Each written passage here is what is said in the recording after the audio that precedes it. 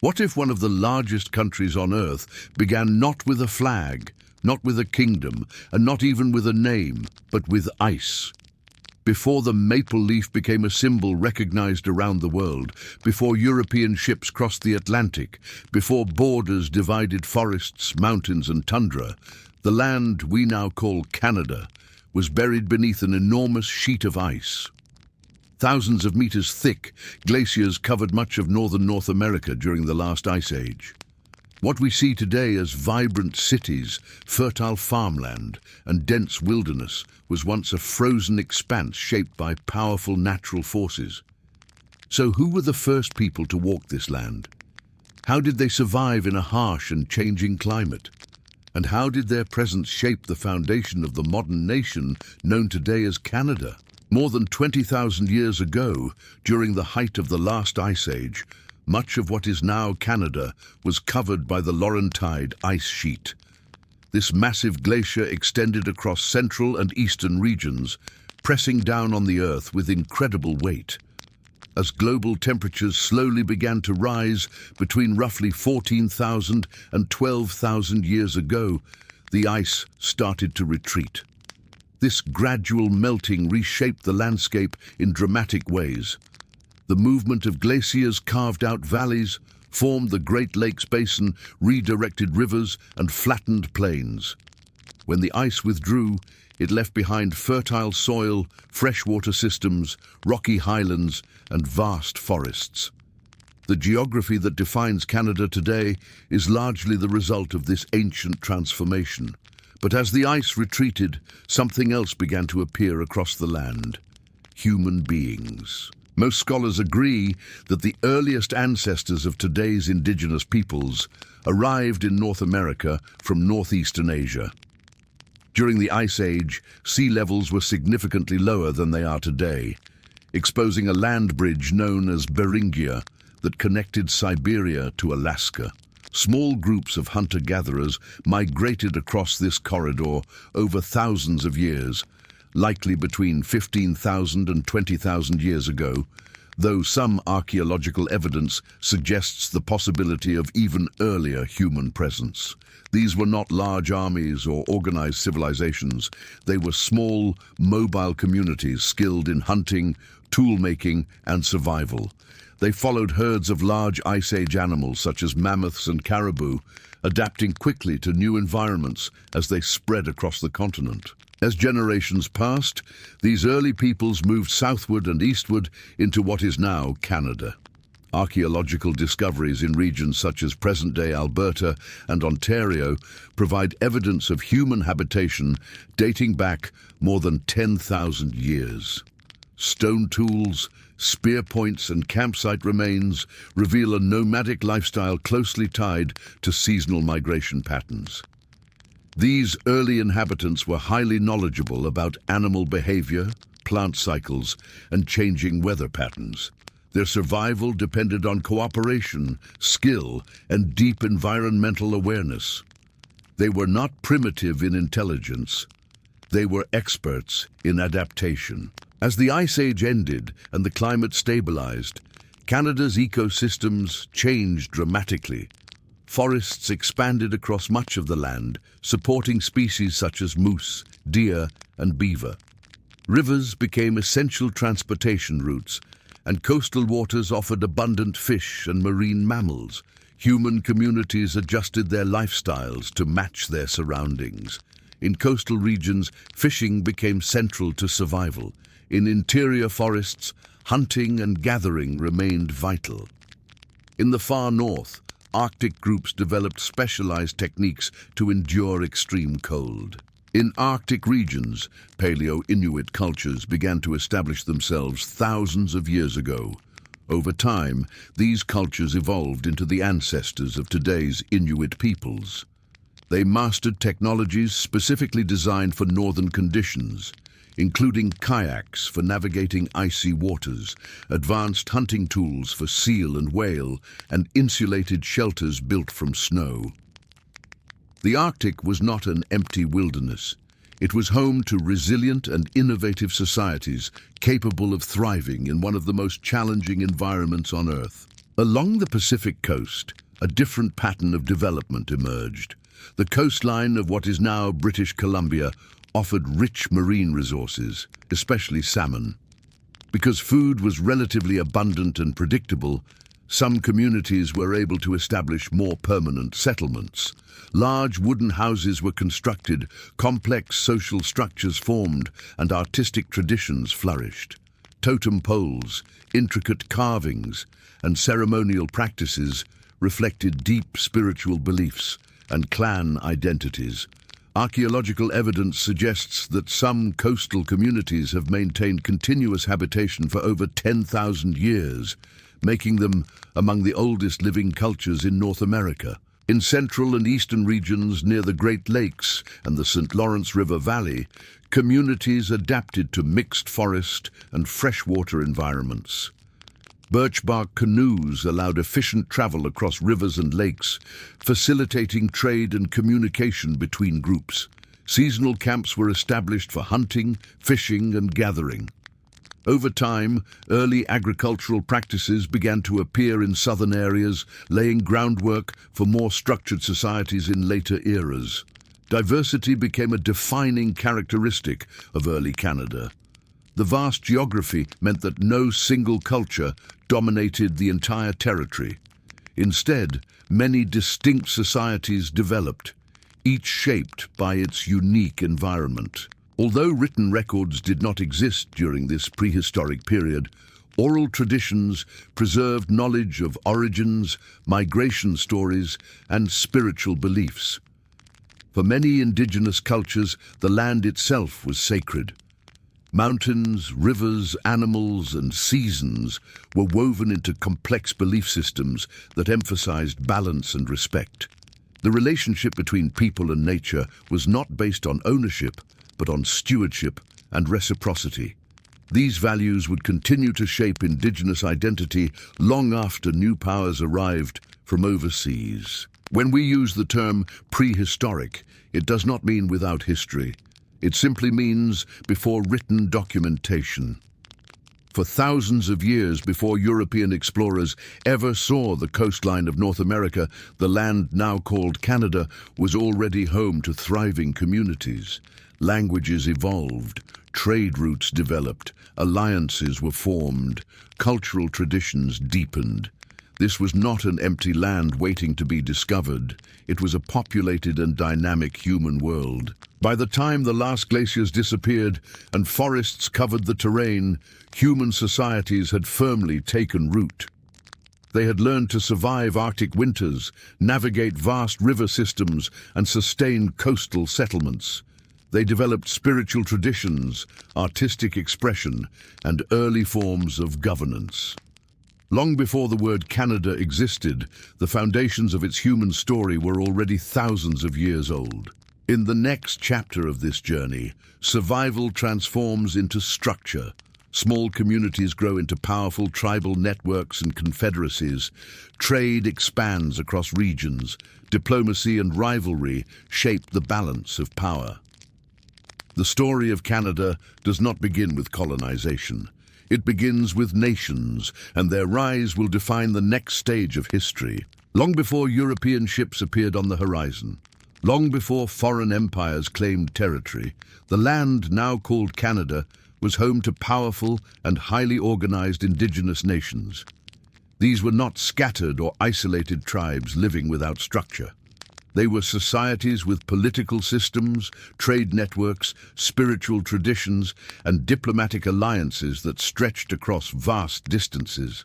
To understand Canada's true origins, we must step into a world that existed centuries before colonization, a world of confederacies, councils, and complex cultural identities. As populations grew after the Ice Age, communities across the region began forming more structured societies. Geography shaped identity.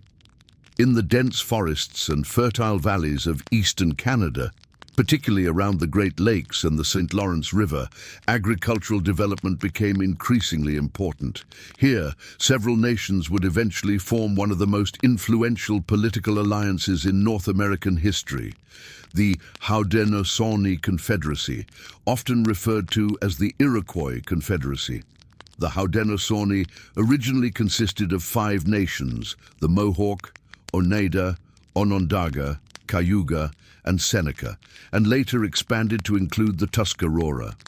Their system of governance, built upon the Great Law of Peace, emphasized unity, collective decision-making, and balance of power among member nations. Decisions were made through councils, and clan mothers held significant influence in selecting leaders. This confederacy existed centuries before European political systems took root in the region and demonstrated a sophisticated understanding of diplomacy and federal structure. North of the Haudenosaunee lived the Wendat, also known as the Huron. They were agriculturalists who cultivated crops such as corn, beans, and squash, often called the Three Sisters. These crops provided nutritional balance and supported permanent settlements. Villages were often fortified and consisted of longhouses that sheltered multiple families. Trade networks extended far beyond local regions, linking communities across what is now Ontario and Quebec. Through rivers and lakes, goods such as furs, tools, and food were exchanged, creating interconnected economies long before European merchants arrived. Further east, along the Atlantic coast, lived the Mi'kmaq and other Algonquian-speaking peoples.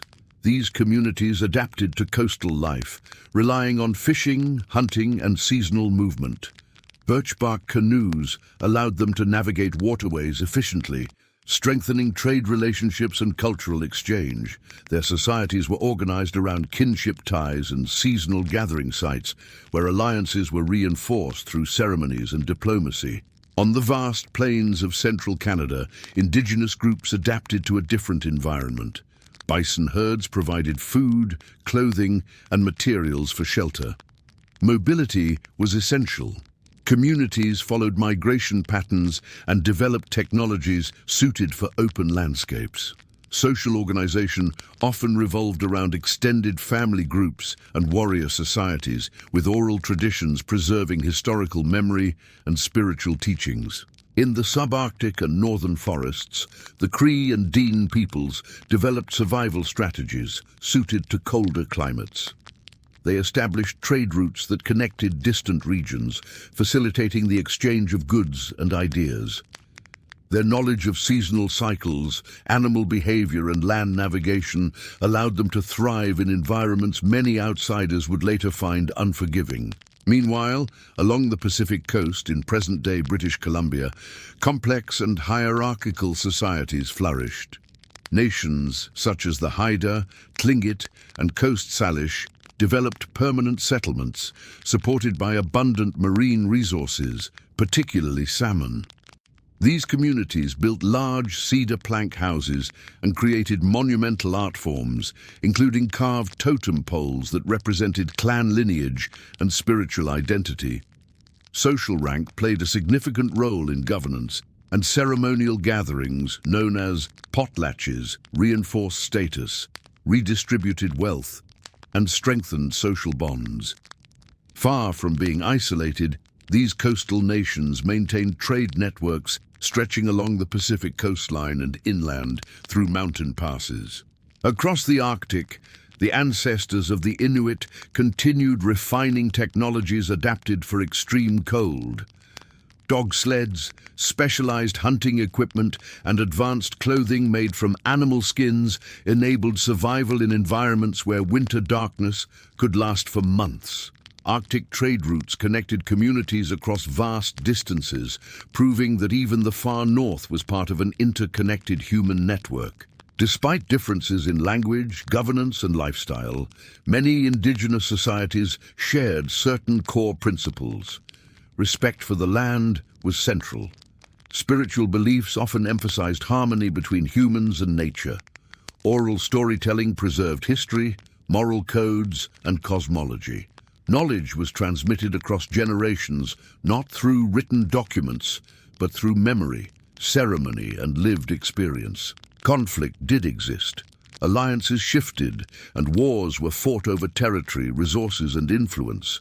The Haudenosaunee and Wendat, for example, would later engage in prolonged struggles intensified by European involvement. Yet diplomacy was equally important.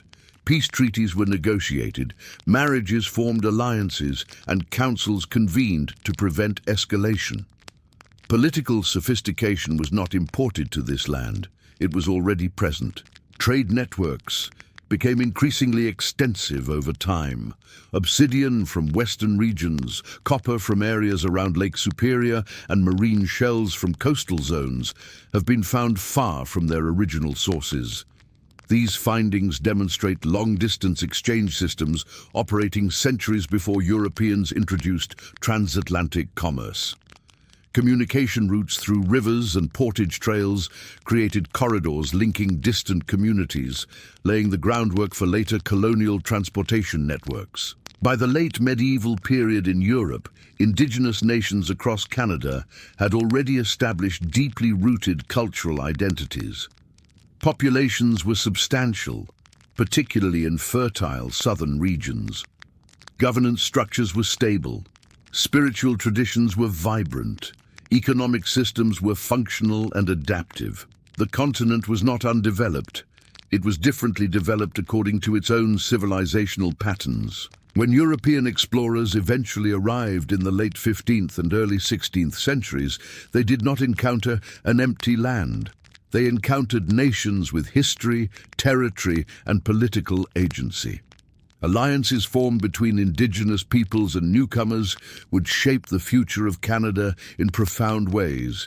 Rivalries would intensify under foreign influence, trade would expand dramatically, particularly in furs, and diseases introduced from Europe would tragically reduce indigenous populations, altering the balance of power. But at this moment in history, before sustained European settlement, the land that would become Canada was defined by indigenous governance, culture, and diplomacy. Confederacies governed through councils. Coastal societies held ceremonial feasts to reinforce hierarchy and redistribute wealth. Plains communities followed seasonal rhythms tied to bison migrations. Arctic families navigated frozen seas with remarkable skill. Each region possessed its own story, yet together they formed the human foundation of Canada. The next stage of history will bring transformation on a global scale. Across the Atlantic, European powers are entering an age of exploration, driven by trade, competition, and ambition. Ships will cross oceans. Claims will be made. Empires will compete for control of North America. The indigenous world that has thrived for millennia will face unprecedented change. In Part 3, we enter the era of contact, when faith, commerce, and imperial ambition collide with established nations, reshaping the destiny of the land forever. At the opening of the 16th century, the world was entering a period of rapid transformation. European kingdoms, fueled by rivalry, commercial ambitions, and religious motives, were searching for new sea routes. This era, known as the Age of Exploration, saw powerful monarchies seeking to extend their reach far beyond Europe. It was during this time that the northeastern regions of North America, including the lands that would later become Canada, first appeared in written global records. However, these territories were far from empty. They were home to long-established indigenous nations, and European arrival marked the beginning of enduring contact that would profoundly reshape cultures, beliefs, languages, and identities. One of the earliest recorded European visitors to the region was John Cabot, who sailed under the English crown in 1497. His expedition likely reached parts of the Atlantic coastline, possibly near Newfoundland. Although he did not establish permanent settlements, his reports of extraordinarily rich fishing waters drew attention from Europe. Soon afterward, seasonal fishing crews from England, France, Portugal, and Spain began crossing the Atlantic to harvest cod. These early encounters were limited, yet they created the first economic links between Europeans and indigenous communities. During the early 16th century, France took a more active role in exploration. In 1534, Jacques Cartier sailed into the Gulf of St. Lawrence and later traveled upriver. There, he encountered indigenous societies, including the St. Lawrence Iroquoians, who lived in fortified villages and farmed along fertile river valleys. Cartier's voyages allowed France to claim territory and provided descriptions of vast lands and navigable waterways, encouraging further interest from the French monarchy. European arrival brought not only trade and territorial ambitions, but also religion. France, firmly Catholic at the time, considered the spread of Christianity part of its imperial duty. Missionaries, especially members of Catholic orders such as the Jesuits, began traveling to North America in the early 17th century. Their aims included conversion, education, and the establishment of Christian communities among indigenous peoples. In 1608, Samuel de Champlain founded Quebec City, creating the first permanent French settlement in what would become Canada. Champlain recognized that survival depended on cooperation with indigenous nations. The French formed alliances with groups such as the Algonquin and Wendat, particularly within the fur trade. Indigenous hunters exchanged beaver pelts, highly prized in European markets, for goods like metal tools and firearms. Commerce and religion often became intertwined. Missionaries learned indigenous languages and lived within communities, working to introduce Christian teachings. Some indigenous individuals adopted Christianity willingly, while others faced pressure. Conversion did not eliminate existing spiritual traditions. Instead, layered belief systems emerged in certain regions, blending indigenous and Christian practices. European contact also brought devastating disease. Illnesses such as smallpox, influenza, and measles spread quickly among populations with no prior exposure. Entire communities were sometimes wiped out, causing dramatic population decline across vast territories. These losses weakened political structures and shifted power balances among indigenous nations, shaping future alliances and conflicts. Language patterns also began to change. French became dominant in early settlements along the St. Lawrence River, while English influence expanded along the Atlantic coast. Indigenous languages remained widely used, though colonial expansion increasingly threatened their survival. Many of these languages endured and continue to be vital parts of Canada's cultural identity today. Cultural exchange occurred in both directions. Europeans relied heavily on indigenous knowledge for survival, learning canoe travel, snowshoe techniques, and local geography. Without this guidance, early settlements may have failed. Indigenous trade networks adapted to include European goods, while the fur trade reshaped regional economies. The beaver, once simply part of local ecosystems, became central to an international commercial system linking North American forests to European fashion markets. As settlements expanded, the French colony known as New France gradually developed a distinct society. Its population included settlers, soldiers, traders, and missionaries, while the Catholic Church played a central role in education, social life, and governance. Parishes became organizing centers of community life. Compared with some other colonial regions, New France often maintained more cooperative relationships with indigenous allies, though conflict still occurred, especially within broader imperial rivalries. At the same time, England established colonies farther south and along parts of the Atlantic coastline. English settlements were generally more religiously diverse, dominated by Protestant traditions. Tensions between Catholic France and Protestant England in Europe were mirrored in North America, contributing to growing struggles for territory. By the late 17th century, North America had become a contested arena between empires. Religion was closely tied to political loyalty and authority. Catholic French colonies and Protestant English colonies represented competing visions of expansion. Indigenous nations navigating these rivalries formed strategic alliances to protect their independence and influence. The fur trade pushed European exploration deeper inland, particularly through river systems into the Great Lakes region. French traders and missionaries established networks that extended across vast territories, helping shape a distinct French identity in North America, one that would later form the basis of French-Canadian culture. Despite European expansion, indigenous nations remained decisive actors. Their diplomacy, alliances, and military support often determined the outcomes of conflicts. Negotiation and cooperation were essential features of the evolving political landscape. By the early 18th century, Canada's cultural and religious foundations had been deeply shaped by these interactions. French Catholic traditions were firmly rooted in the St. Lawrence Valley, English Protestant influence was growing elsewhere, and indigenous spiritual traditions persisted despite mounting pressures. Languages, customs, and economic systems continued to blend and adapt. This period set the stage for a defining confrontation. The rival empires of France and Britain would soon engage in direct struggle for control of North America, a conflict that would permanently reshape the future of the continent. In Part 4, the story moves into an era of imperial rivalry, where competing empires clash and the destiny of the land hangs in the balance. By the early 18th century, northern North America had become a strategic battleground between two powerful European empires, France and Britain. What began as exploration and trade had evolved into a contest for dominance.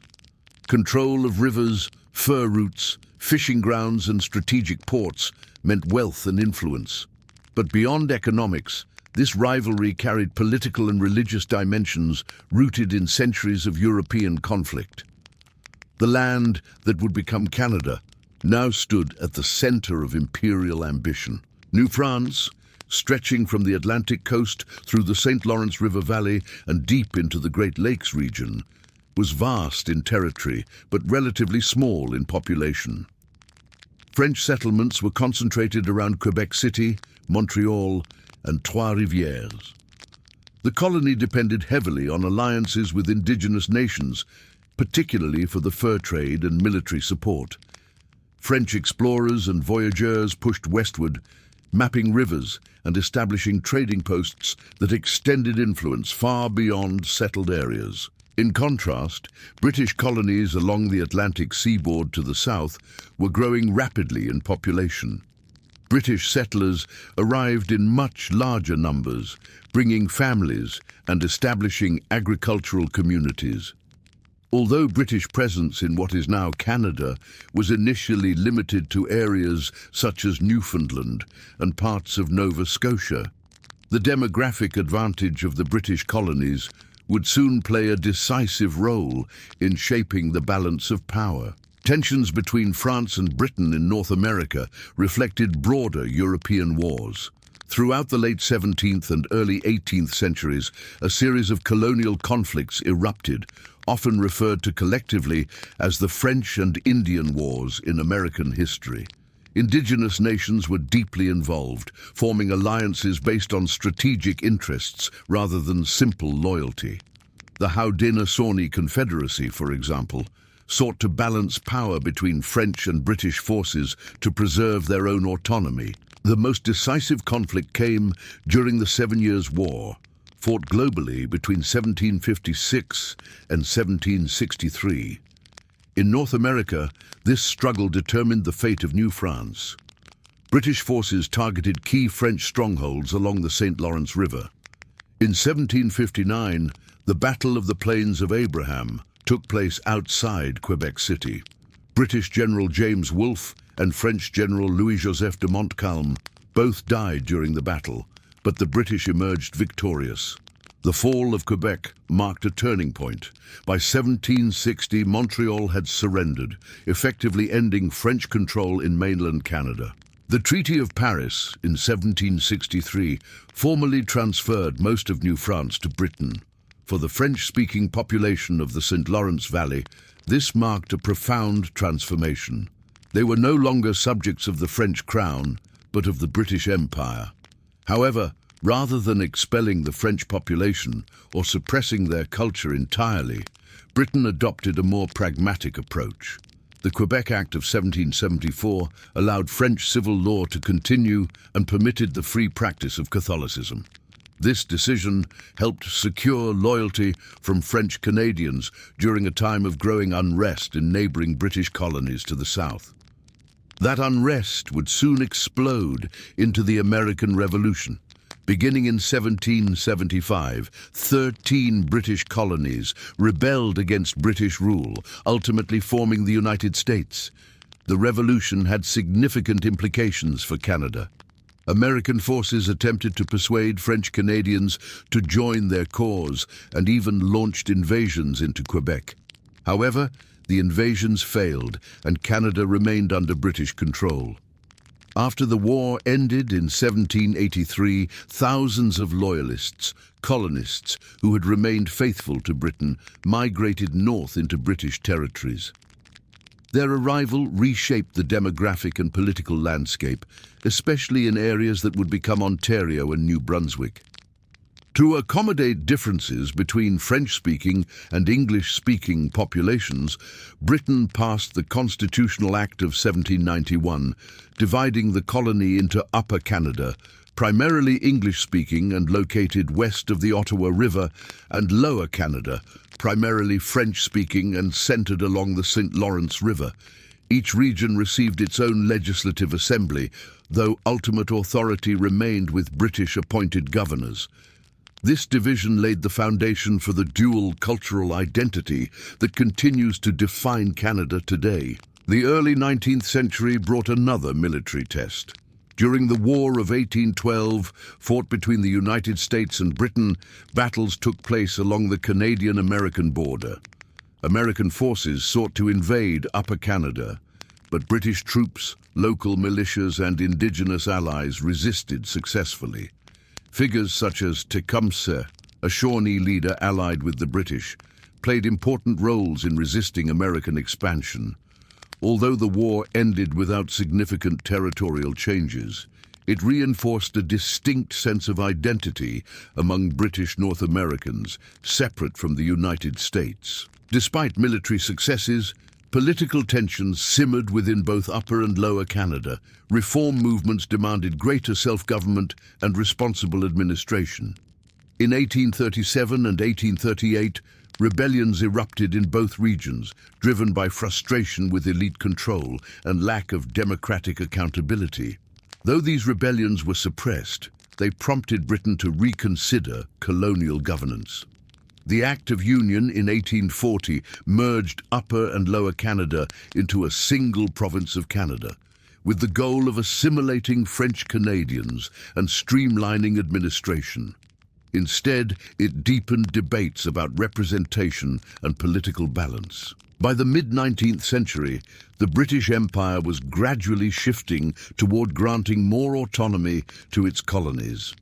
Responsible government was introduced, allowing elected assemblies greater control over local affairs. Political leaders began discussing a new solution to ongoing instability, uniting the colonies into a single federation. Meanwhile, expansion continued westward. The Hudson's Bay Company, granted a royal charter in 1670, controlled vast territories known as Rupert's Land. Its influence over the fur trade shaped much of Western Canada's early development. As settlement pressures increased and the fur trade declined, Britain and colonial leaders recognized the need to bring these territories under more structured governance. By the 1860s, several factors pushed British North American colonies toward union. Economic concerns, defense against potential American expansion following the Civil War, and political deadlock within the province of Canada all encouraged leaders to seek a federal solution. Conferences held in Charlottetown and Quebec laid the groundwork for a new political structure. In 1867, the British North America Act was passed by the British Parliament. The colonies of Ontario, Quebec, Nova Scotia and New Brunswick united to form the Dominion of Canada. While still part of the British Empire, Canada now possessed its own federal government and constitution. This moment marked the transition from imperial colony to self-governing dominion. The imperial era had reshaped the land dramatically. French and British legal systems coexisted. Indigenous nations faced increasing pressure and displacement as colonial expansion intensified. English and French identities solidified within a shared political framework. The stage was set for rapid territorial expansion and nation-building. In Part 5, we enter the Colonial and Expansion era, when Canada stretches from sea to sea, railways cross vast wilderness, and the foundations of a modern nation are constructed. In 1867, the Dominion of Canada was born, but it was far from complete.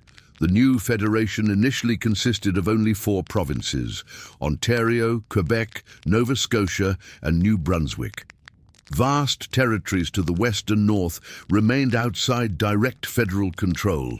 If Canada was to survive and grow, it needed land, infrastructure, and unity.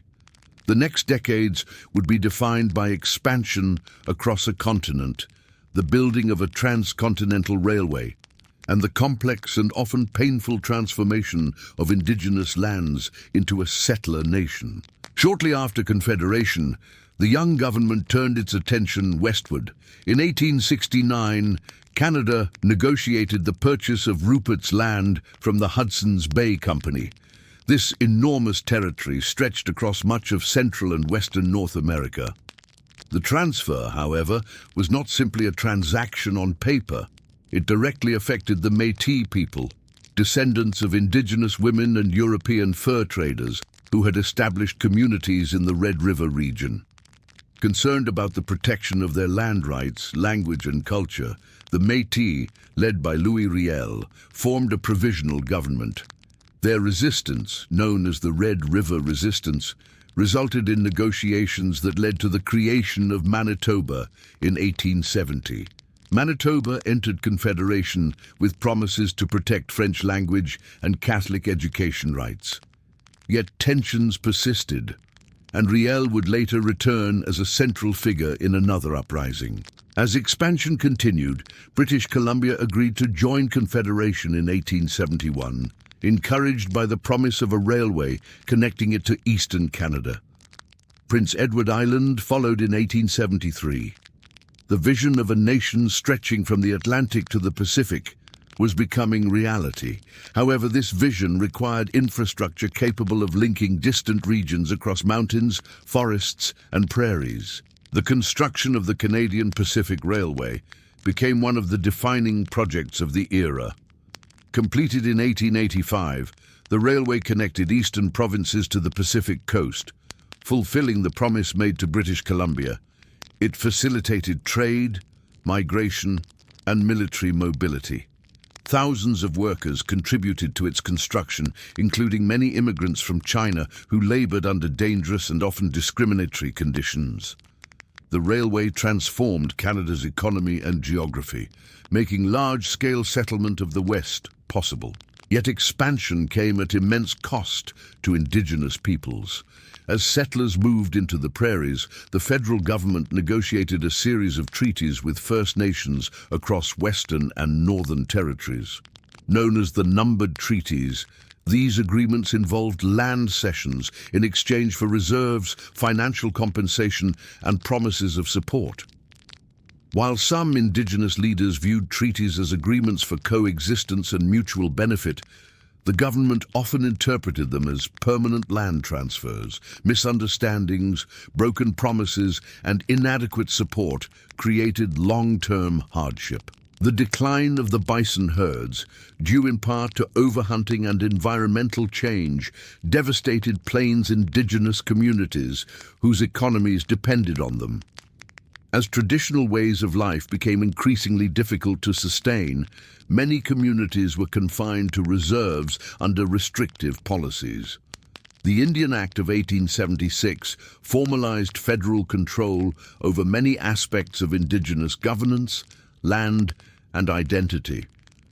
This legislation would have lasting consequences, shaping relations between Indigenous peoples and the Canadian state for generations. In 1885, tensions erupted again in the West during the Northwest Resistance. Métis communities in what is now Saskatchewan, concerned about land rights and political representation, sought reform. Louis Riel returned to lead their cause.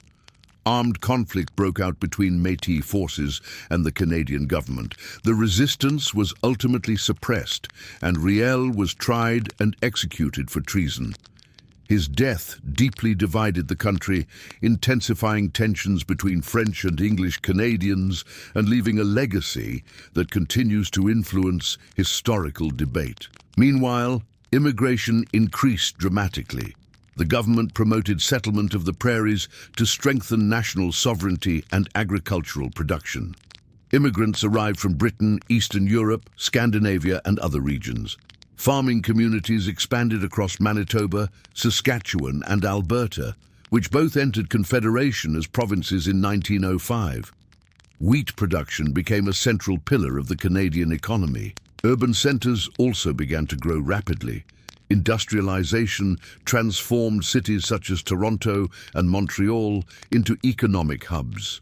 Factories, rail yards, and ports connected Canada more closely to global markets. Natural resources, including timber, minerals, and fish, fueled economic expansion. However, industrial growth also created new social challenges. Labor movements emerged to demand better wages and safer working conditions. Economic inequality and working-class unrest became visible features of urban life. Throughout this period, Canada remained part of the British Empire. Its foreign policy was closely tied to British interests. When Britain entered conflicts, Canada often followed. Yet internal autonomy continued to expand. Canadian leaders increasingly managed domestic affairs, strengthening the foundations of national governance. By the early 20th century, Canada had transformed from a small cluster of colonies into a transcontinental nation. Railways linked oceans, provinces stretched across the prairies and mountains. Immigration reshaped demographics, yet expansion was uneven and controversial. Indigenous communities faced displacement and restrictive policies. Cultural tensions between French and English populations persisted. Economic growth brought both opportunity and hardship. The colonial and expansion era was marked by ambition and contradiction. It built the physical and political framework of modern Canada while also creating deep social divisions that would take decades to confront. The country was larger, more connected, and more economically dynamic than ever before, but it was also entering a period of global upheaval that would test its unity and identity. In Part 6, Canada faces crisis and war on an international scale.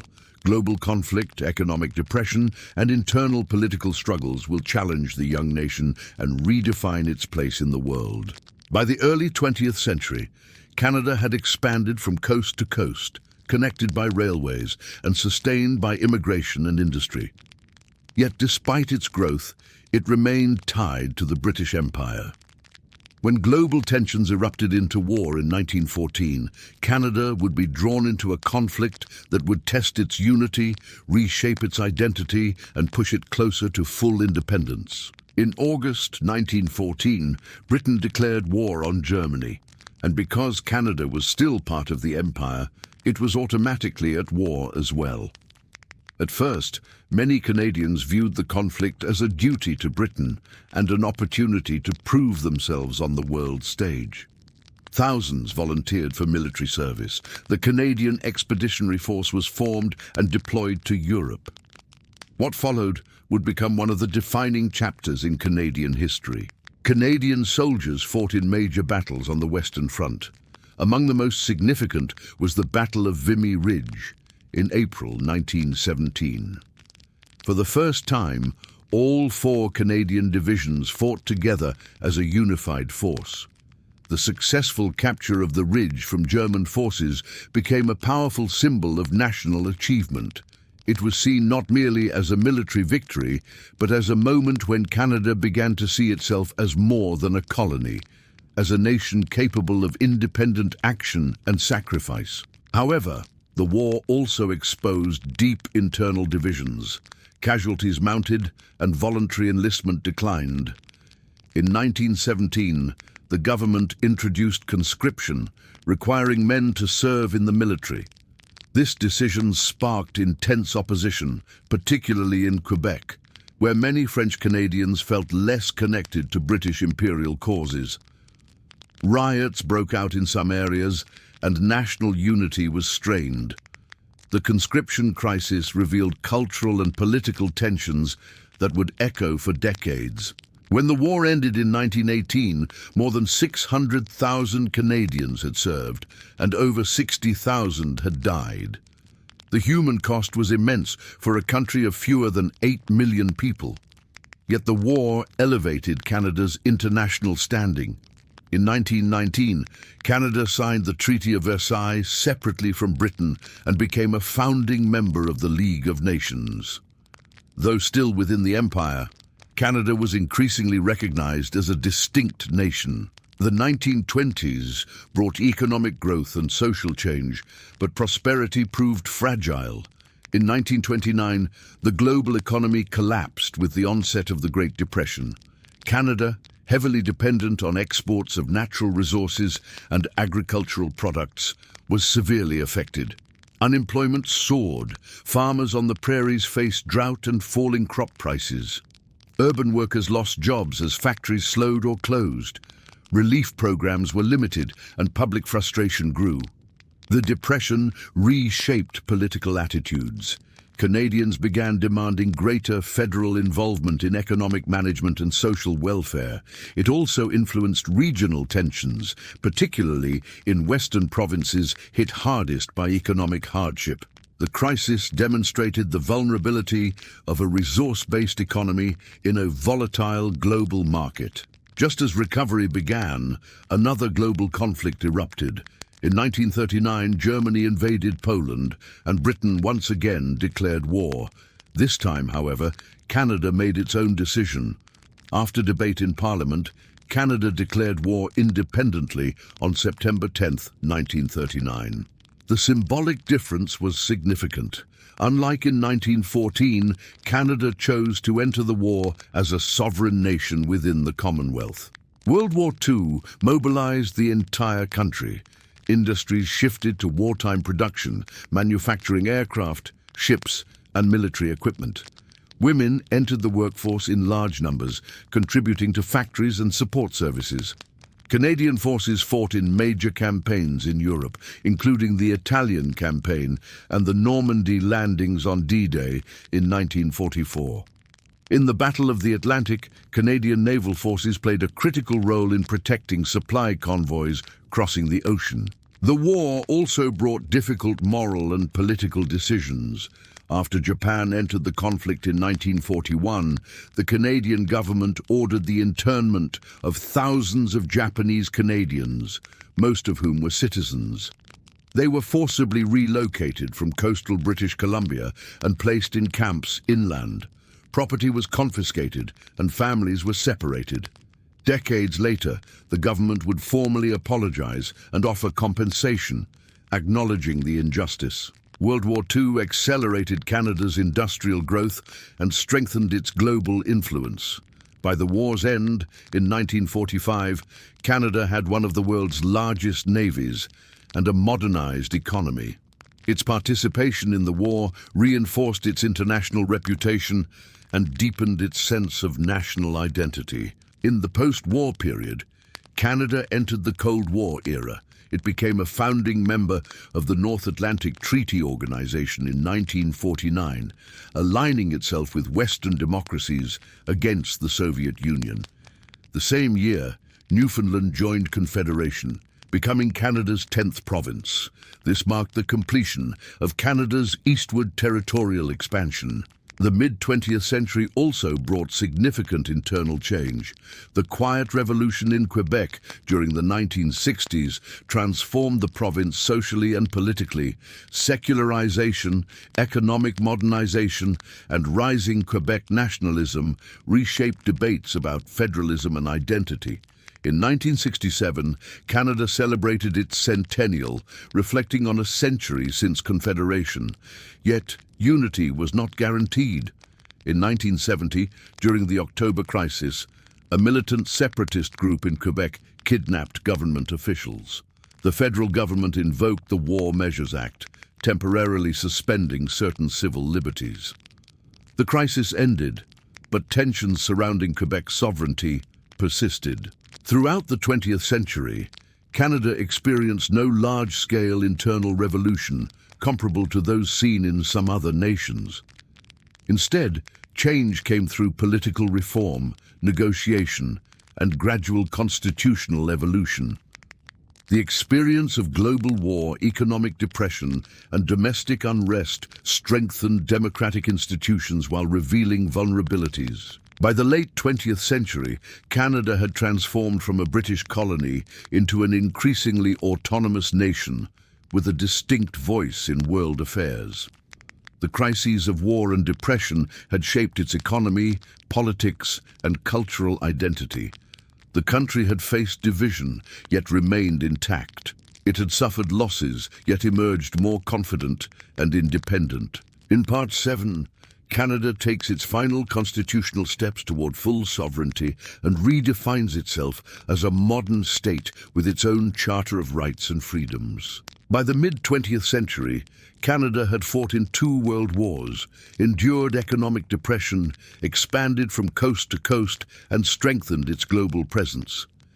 Yet one fundamental reality remained. Its constitution was still legally an act of the British Parliament. Although Canada governed itself in practice, full constitutional independence had not yet been achieved. The next phase of history would complete that transformation and redefine what it meant to be Canadian in the modern era. After World War II, Canada experienced rapid economic growth. Industrial production expanded, cities grew, and immigration increased significantly.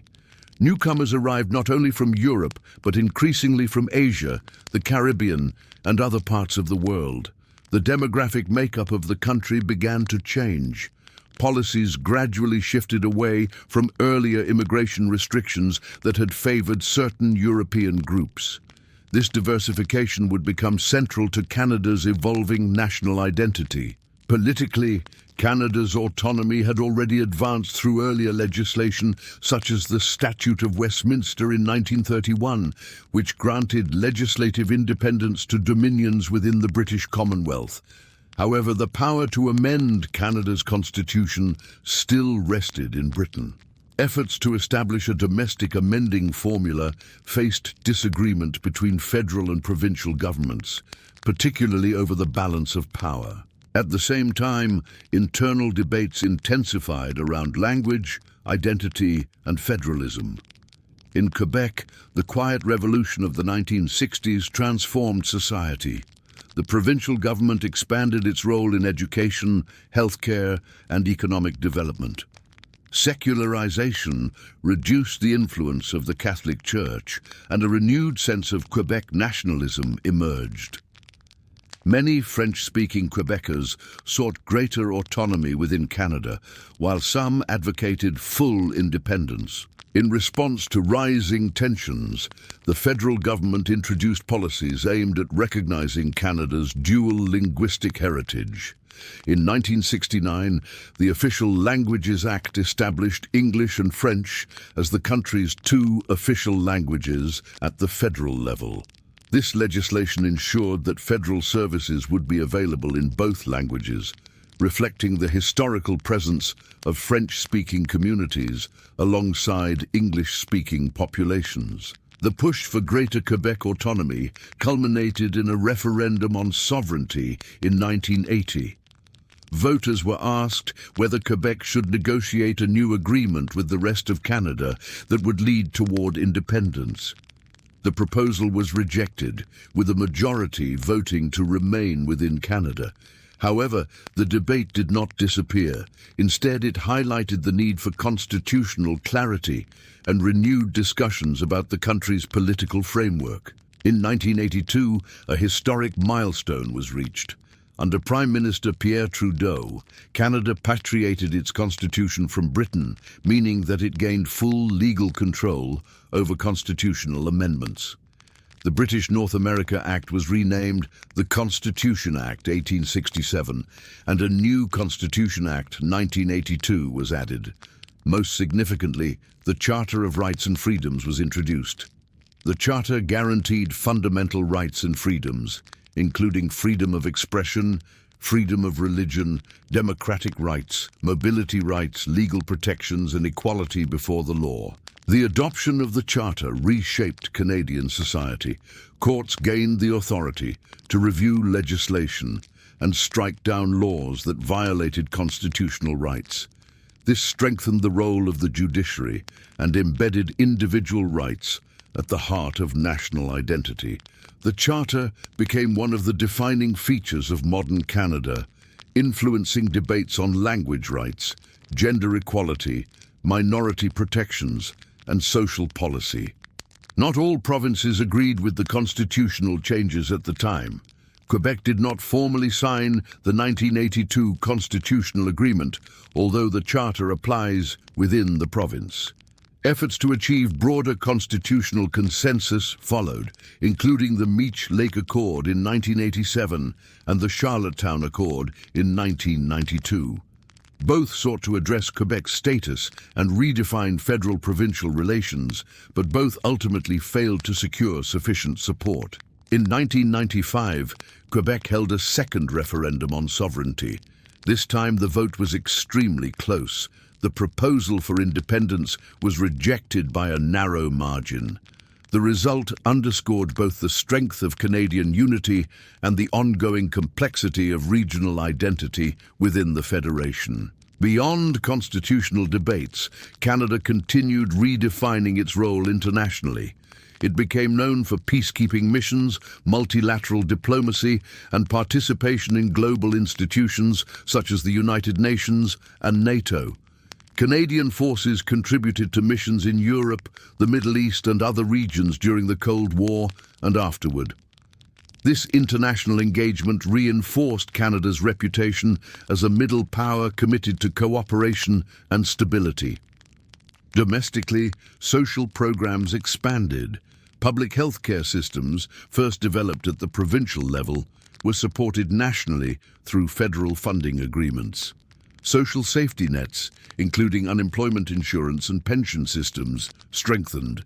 Education and infrastructure investments supported economic modernization. Urbanization accelerated, and major cities grew increasingly diverse and multicultural. In 1999, the territory of Nunavut was officially created in Canada's Arctic region. Formed through a land claims agreement with Inuit communities, Nunavut represented a significant step toward Indigenous self-governance. It acknowledged historical presence and sought to provide greater autonomy in managing local affairs. This development reflected a broader national effort to address historical injustices and strengthen reconciliation with Indigenous peoples. By the end of the 20th century, Canada had achieved full constitutional independence, established a comprehensive rights framework, navigated regional tensions, and embraced a more inclusive understanding of citizenship. It was no longer a colony or dominion in practice or law. It was a fully sovereign federal state, defined by bilingualism, multiculturalism, parliamentary democracy, and constitutional rights. Yet identity continues to evolve. The legacy of colonial policies toward Indigenous peoples remains a subject of national reflection and reform. Economic integration with global markets creates both opportunity and vulnerability. Regional diversity remains strong. Canada's modern formation is not a static achievement, but an ongoing process. In Part 8, we explore present-day identity. How Canada sees itself in the 21st century, its role in global affairs, its cultural diversity, and the challenges that shape its future. Canada today is a nation defined by both its history and its aspirations, from the rugged coastlines of Newfoundland to the Arctic expanses of Nunavut, from the vast prairies to the bustling urban centres of Toronto, Montreal, and Vancouver. The country reflects a blend of geographic diversity, cultural complexity, and historical depth. Its present-day identity is the result of centuries of Indigenous presence, European colonization, immigration, conflict, and political evolution.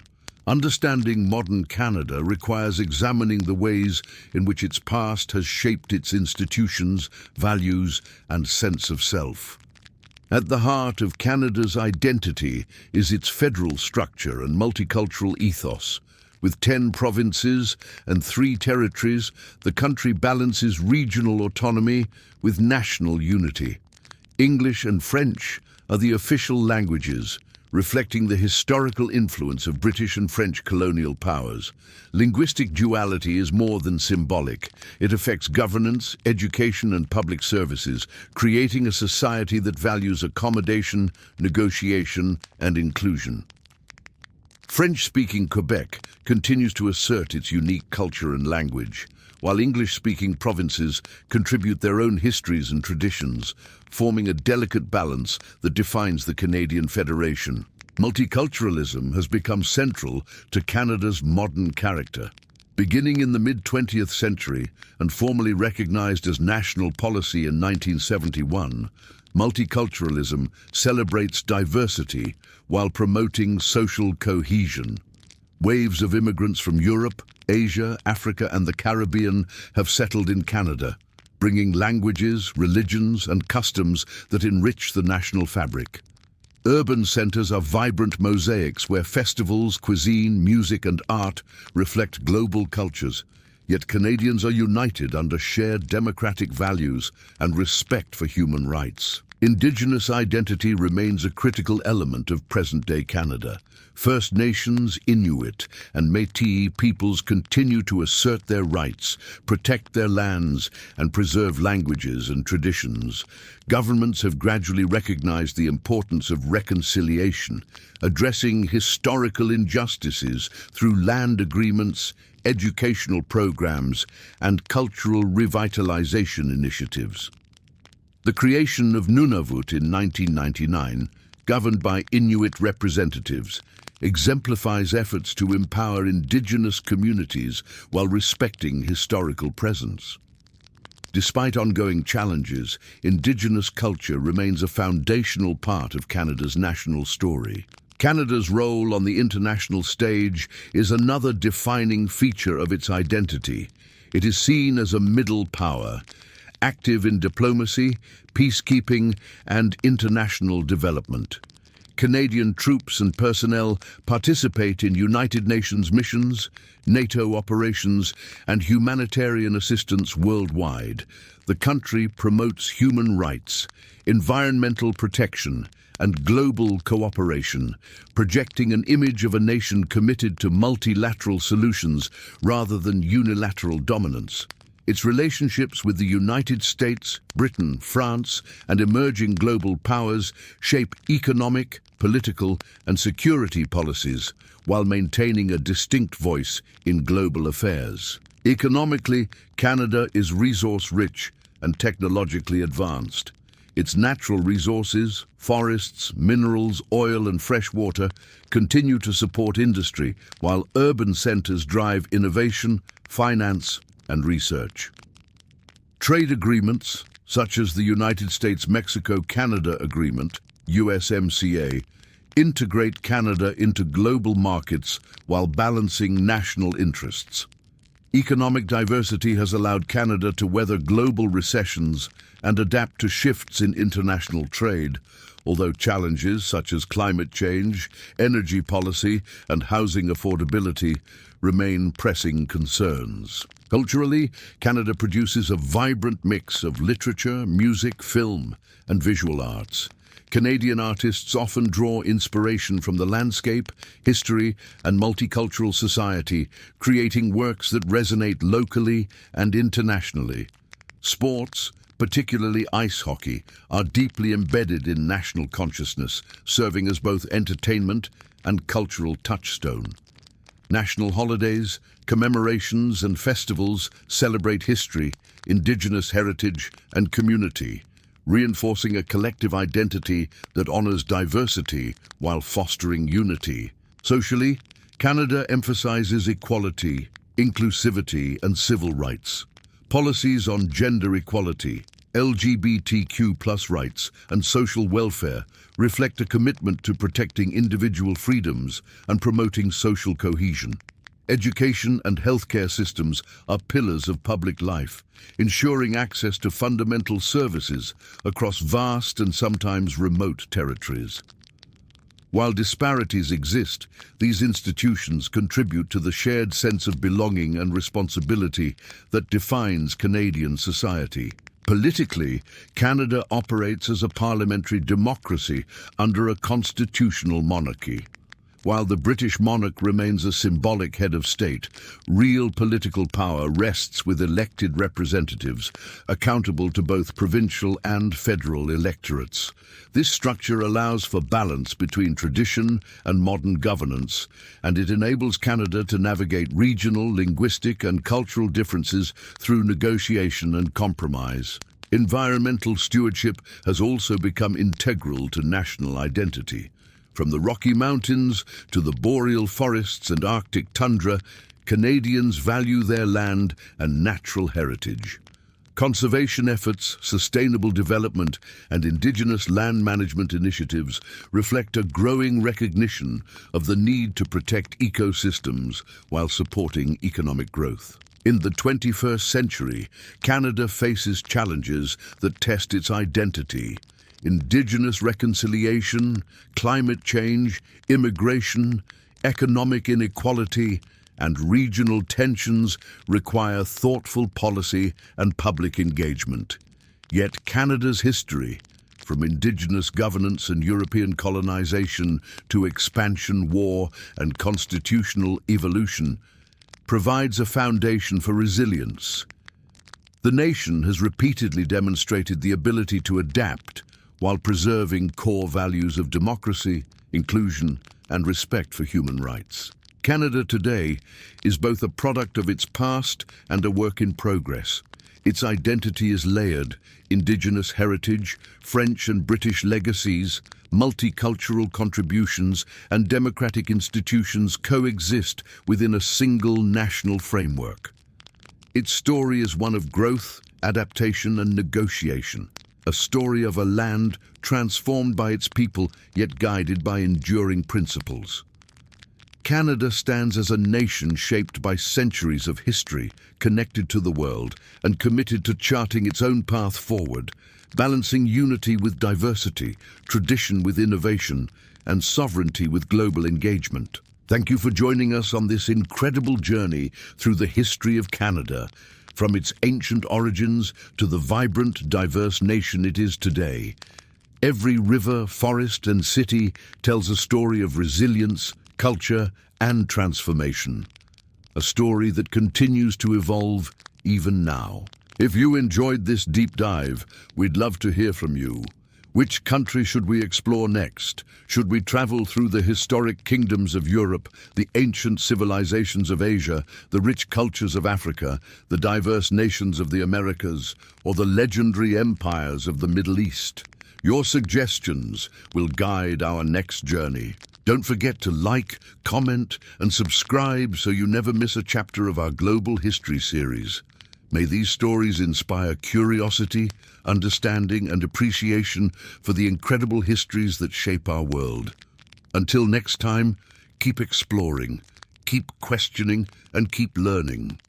The story of every nation is waiting to be discovered.